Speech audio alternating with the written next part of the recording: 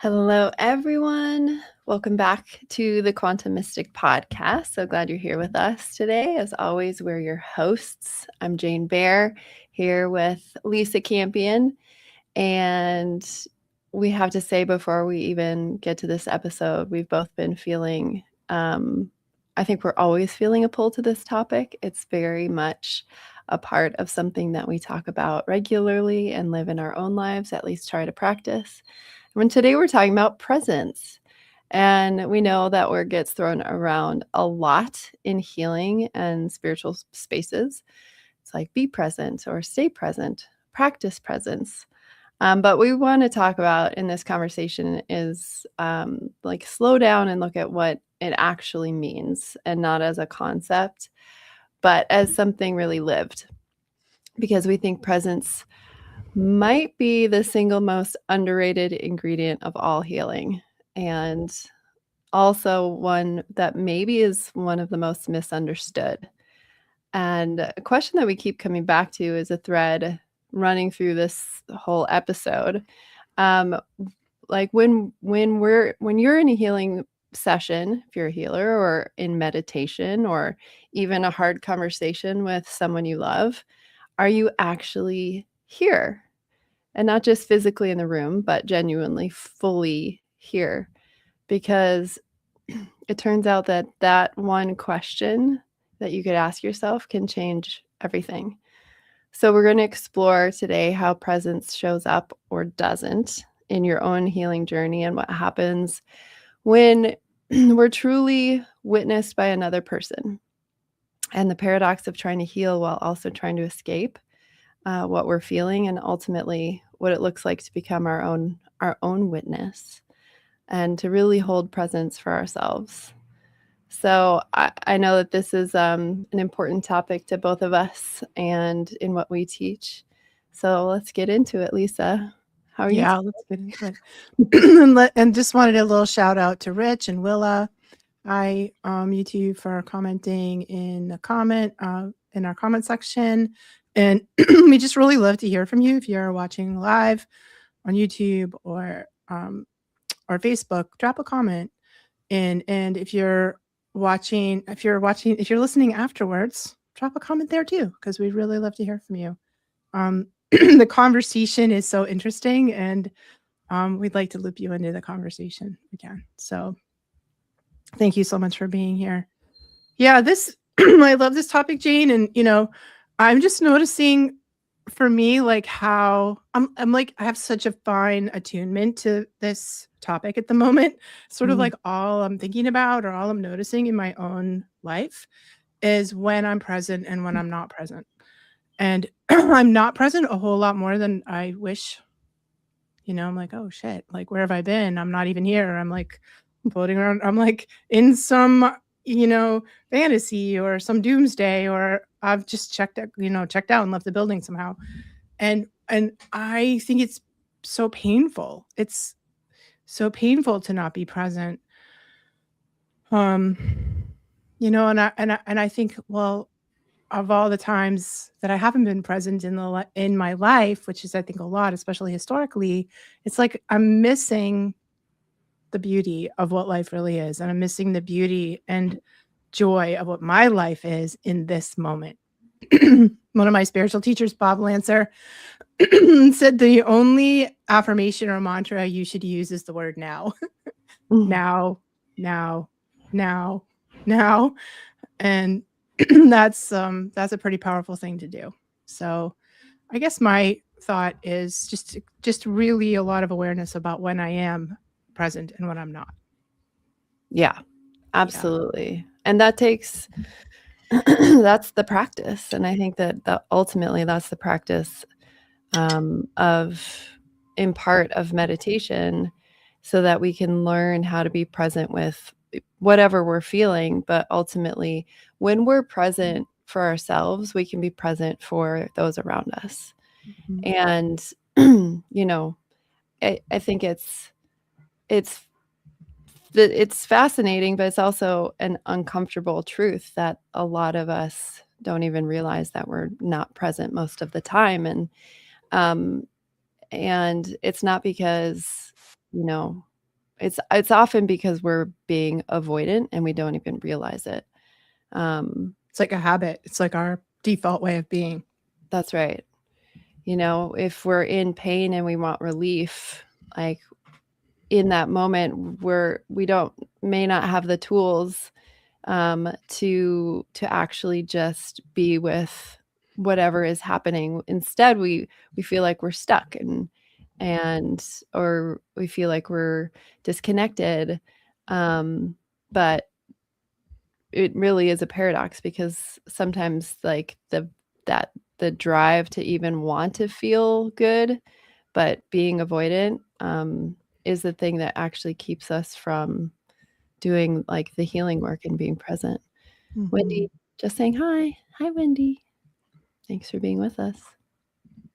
Um, you know, and I think that at least in when we're talking about, the healing journey and presence within the healing journey, often healing can sound like I want to feel better. Um, but what that really means is I want to stop feeling what I'm currently feeling. And I want to just like get past this or through this or over this. And none of those things are actually presence. The resistance is dressed up as healing, but I think we both know that Yeah. even doing like reading a book or collecting more insight and then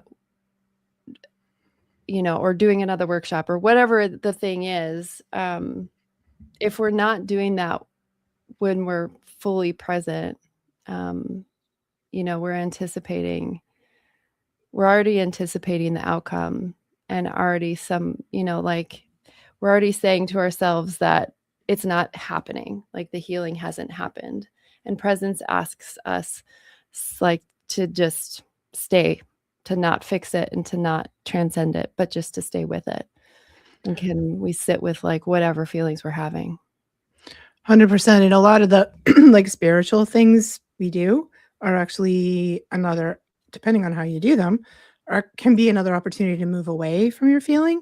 Like, I don't really want to feel that feeling. I don't really want to remember that memory. I'm just going to read another spiritual book right now, so we can feel like we're spiritualizing.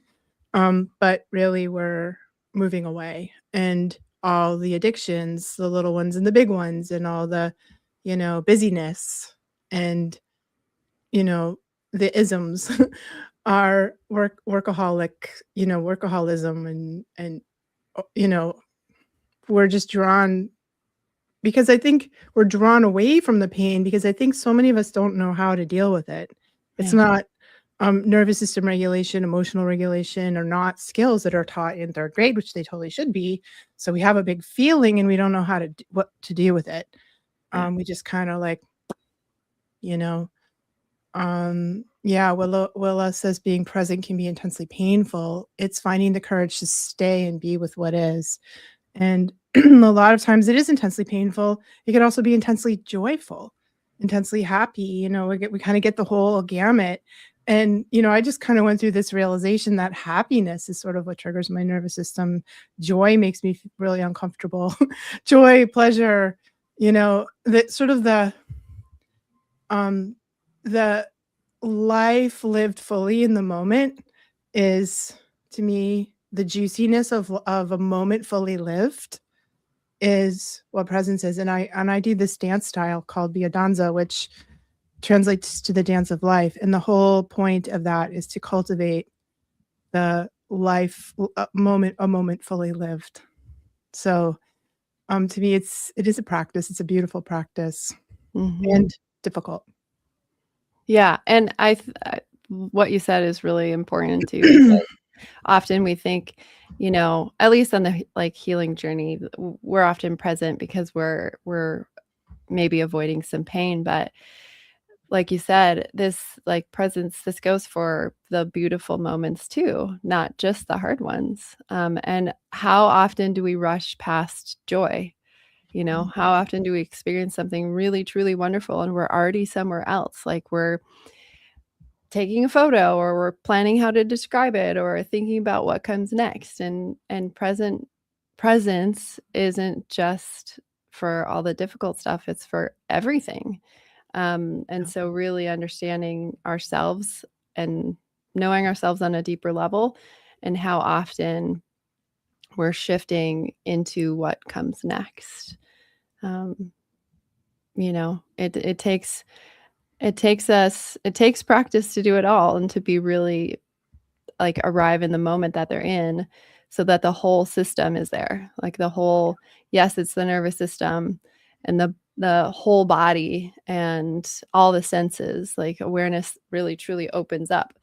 And then, because I think there's a lot of different protective mechanisms and armor that really took years and years to to build up, and we're learning how to loosen those, because on this journey, like, we're learning how to no longer need the armor. Yeah. Yeah, and I think, presence is like all the levels of our being, right? So physically present, embodiment. Yeah. I think that's often the hardest for people, but also emotional presence. Can you be present with your emotions? Can you be present with your thoughts, right? Without being attached? Yep. Can you be present with your spiritual self, you know? And all of that at the same time is like, and then all your sensations, like you said, and whatever's then unfolding in the moment. And I find when it happens, it's so beautiful. Can be a little overwhelming because we're like, oh my God, I'm feeling, every level of my being is experiencing something. I find them, oddly enough, very transcendent moments, Yeah. right? So we talk about, how do we get to transcendence? Well, being fully present. For me, the most transcendent experiences I've ever had have only ever happened when I was in that state. I Um, think that that's the only I don't know that there's another way. And even, yeah, even when you run through like the whole range of different modalities, there's like therapy and Reiki and breath work and somatic work and even plant medicine and shadow work. Um, there's like, whether you whether or not you're fully here while you're doing it is really what's important. And you know I there's we're in a really interesting age of like a bit of an obsession with like methodologies of like our healing culture.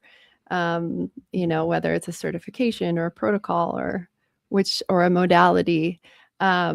And I think it's all great. Like, I'm not putting it down. It's just like there's a lot happening, and that can become an avoidant thing. But I think healing, um and when we're talking about presence, is like it's all about being in relationship, and what I think that means is relationship with ourselves, relationship with our bodies, like you're saying, our emotions, like you're saying, and reality itself. It all requires presence to be healthy. So a lot of these things, a lot of the modalities can actually take us out of presence and into, where we're avoiding reality. yeah, um and so, going back to, you know, that intense pain, the potential of intense pain, it does take courage, and it does take a willingness to maybe not feel good in a moment. But like you said, like that transcendence can only happen in presence, I believe. yeah. I know it's such a sort of oxymoron. Like we think we have to rise above the human experience to reach transcendence. A lot of our old spiritual traditions have preached that, and taught that. Right. And really, it's like full embodiment is how we get there. And I'm like just constantly shocked at my own, and I can feel it happening now when it's happening, how my mind is just goes down some rabbit hole of like a story or a thought that I have. I'm like, make up a whole story about some disaster or some problem or I think that person's mad at me, or like, and and I've like left the reality page, Yeah. and I'm just locked in some story that I made up that's based on some old traumas, like, and then I'm gone, I'm not in the moment, Yeah. you know? And, then you're on autopilot for a little while until trapped in the trap of my own mind. And it feels so bad. It feels so bad to do that for me right now. So I'm like, "Oh, I'm just doing that. I'm in a story. Is that true?" I love Byron Katie's work. I think that's really helpful in getting us out of that. It has been for me. Is that true? Am I absolutely sure that's true? You know? Who would I be if I didn't have that story? It's letting go of all these, um, so much of it's loaded into our subconscious, so we don't mean to do it. We just run some old program, out of habit, out of trauma, or like arises out of the subconscious, triggered by some trauma, and off we go, down the rabbit hole.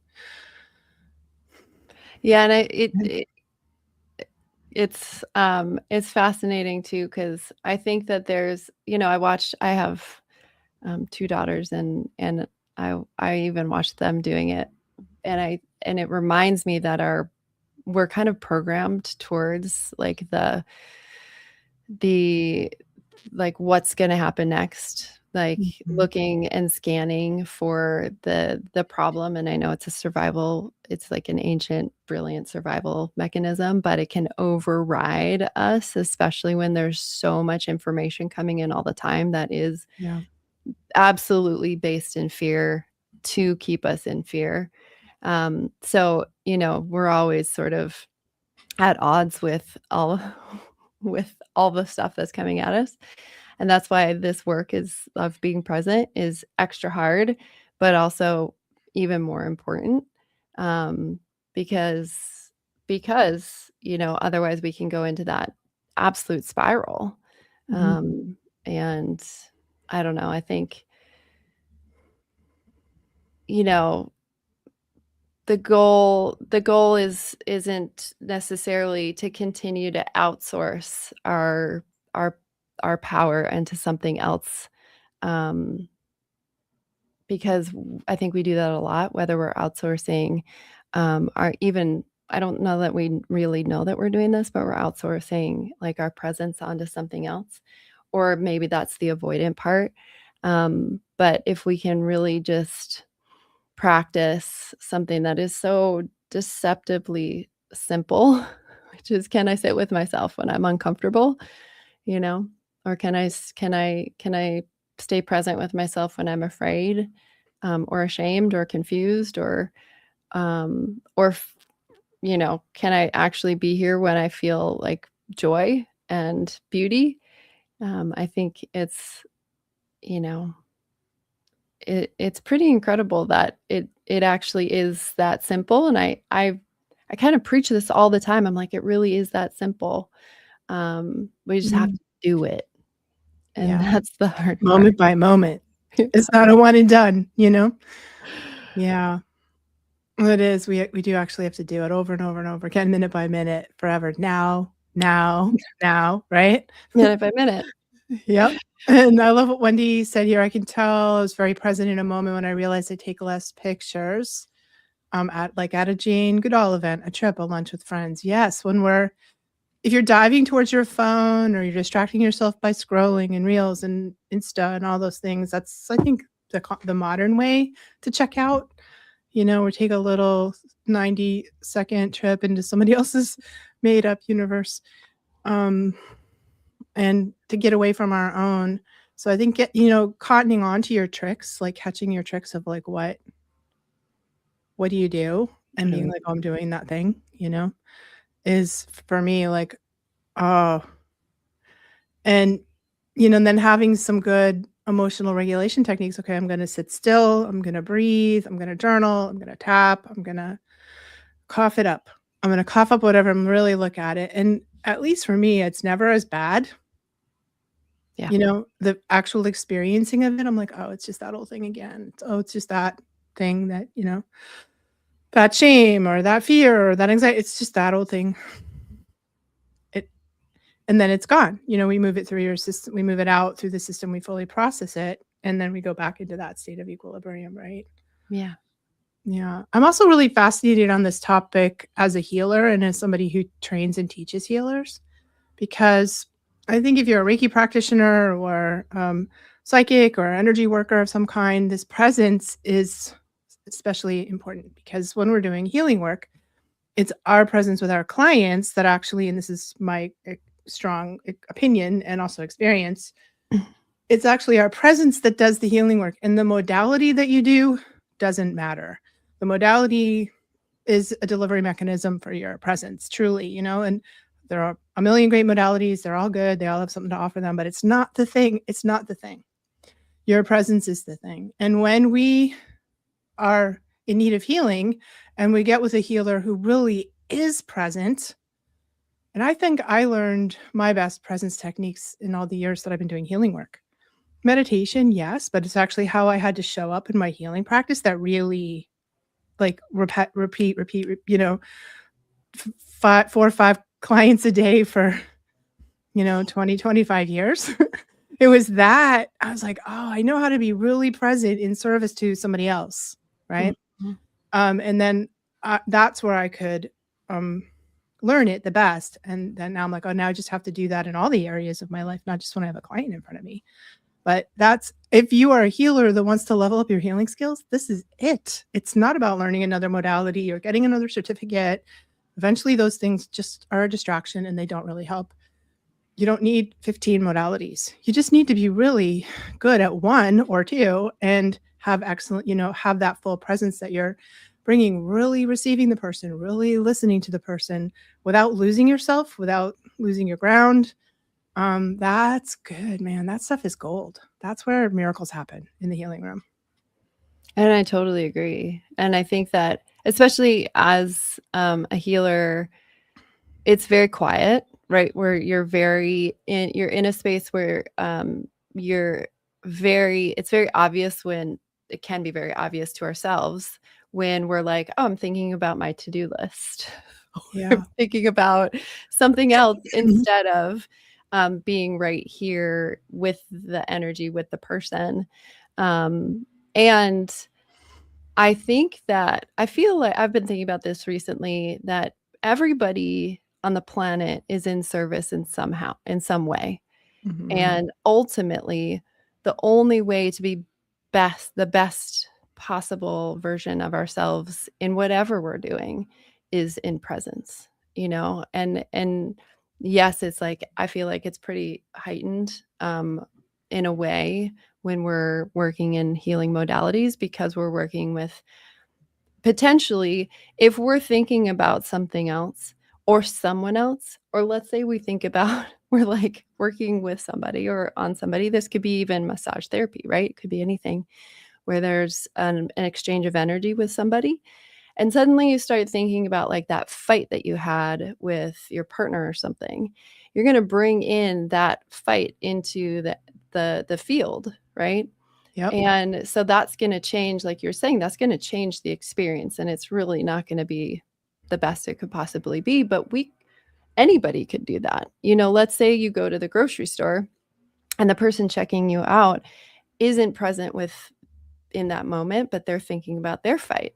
They're like going to be grouchy, and they're going to bring in like a completely different energy that could rub off on the person who's just trying to check out and for their groceries, and they leave with like that sludgy Yeah, like fight feeling. So literally. this could be, the real presence is embodied presence is the opposite of like, well, of course it's the opposite of bypassing, but it's really about, we want to make sure we're not like leaving our bodies. We're not leaving, our minds aren't taking us somewhere else, but we're also not ascending out of life. We're like truly descending into the moment, and the willingness to be there in your body with your breath, in this like particularly ordinary, extraordinary moment, um, which that's Yeah, I mean, we're just thinking about it like we're low key cursing each other and throwing around bad mojo all the time if we're doing that,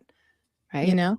Like, Yeah, because everybody's kind of in their own little head trip, running around in whatever state of angst that they're in, and we're just kind of like, you know, projecting that out into the world all over the place. And um, I've been around a few people in my life that I really feel like were actually ascended, you know, Yeah. and they don't talk about it, they don't brag about it, they don't tell you, they don't wanna come to you and go, "Oh, this is my last lifetime," you know? They're just, like, joyfully happy, they're like little kids, Yeah. you know? They laugh, they smile, they cry when they're sad, they're, you know, they're like little kids. Yeah. Totally present, Yeah, and little kids totally are present. totally present. Yep. Yeah. Yeah. And, like we've said, this isn't it's not it's not like something that we all need to go out and learn necessarily. It's something that we really just need. It's a practice that never ends. Like we don't arrive at some level of mastery where we're just present all the time. Even like people who are ascended, it's like it's still being really intimate with every moment. And I think the more that you practice it, you become a little faster at noticing when you're not Mm, present. yeah. You're faster at noticing when your mind wanders, or like your planning brain kicks in, or and you're able to come back. And that's the whole practice, really. It's like leave and return over and over and over. And there's just Mhm. so much more gentleness with it, and I think that that's where, like, it's really easy to be joyful all the time because you're not kicking yourself and you're like, "Oh," with, like, laughter and curiosity, there's my sneaky mind, you know, leaving in the middle of a conversation or whatever it is. Yeah. Um, and let's see, Rich says, "When we are not being in the moment, we can miss beautiful and happy moments too." Exactly. Yeah, exactly. Yeah, we do. And we miss all the things, whatever is life is dishing up. Um, and I think, when I achieve that, sort of falling on and off the wagon, like you said, when I'm on the wagon, I'm like, life is actually really funny. I don't know. I really swear God, universe, source just has a funny sense of humor because there's always like this feeling of like joy and sort of irony, you know, um, and pleasure that goes with that. And I think even the sweet moments, like, being at the bedside of somebody who's passing away, being at, the birth of a baby or a wedding, these sort of really high moments. It's so hard to stay present in those moments because it's so intense. It's so beautiful and it's so intense. Yeah. And like going back to basically the beginning of this podcast is this episode is like that intensity can bring up something from a different time. It's like reminding us of something else, or it's triggering our feelings of abandonment or whatever it is. And so that's often why we check out. And Mhm. so, you know, if we can leave anything today, it's just even in it's like finding the mid ground, amidst all of it. It's like this is a mindfulness practice. Even when you're in the middle of anything, like you said, a healing session or a wedding, or right now when we're talking about presence, like the mind is very creative, about finding somewhere else to be. Mhm. And um, so you know, whatever is alive for you in the moment, whether like you're sitting with something, or you're running away from something, um, it's about just bringing that awareness, and finding a little bit of presence within whatever you're feeling, and just giving yourself the permission to be here with it and not to Mhm.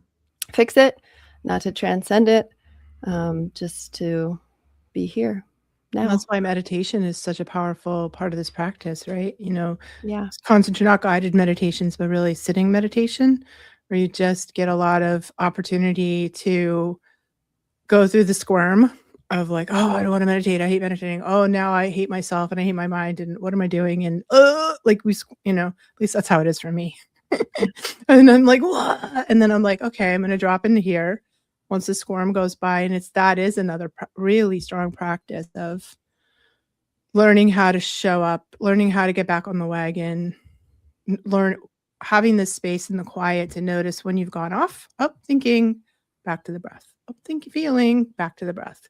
That has been an incredible practice. Is part of why we teach meditation in the Quantum Mystic School of Consciousness, and a lot of what we're talking about is the backbone. This presence is learning how to be present is the underpinning of everything that we do in the Quantum Mystic School of Consciousness. We just started our cohort for this year. We do take people in for another week or two. So we got a couple spots with your name on them. If you're interested in taking this a little further, check it out, quantum-mystic.com, and you can find out more about it. Yeah. Yeah. The simplicity and the complexity of it all.